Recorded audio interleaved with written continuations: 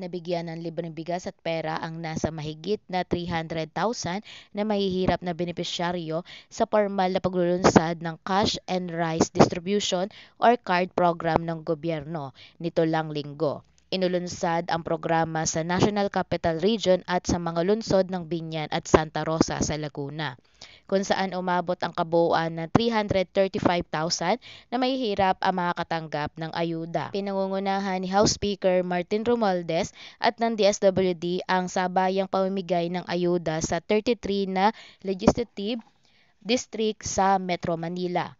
Umabot sa 3,000 mga benepisyaryo ang mula sa Biñan at 2,000 naman na benepisyaryo sa Santa Rosa, Laguna.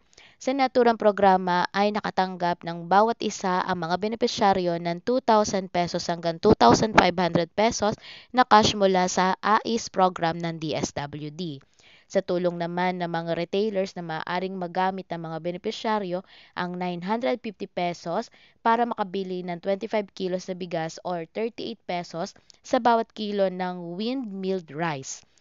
Kabilang din sa mga benepisyaryo ay ang mga senior citizen, PWDs, mga solo parent at indigent people. Matapos ang Luzon, target ng gobyerno na mapatupad din sa Visayas at Mindanao. Uunahin ang mga syudad sa Visayas at Mindanao kung saan kulang ang supply ng mura at dekalidad na bigas.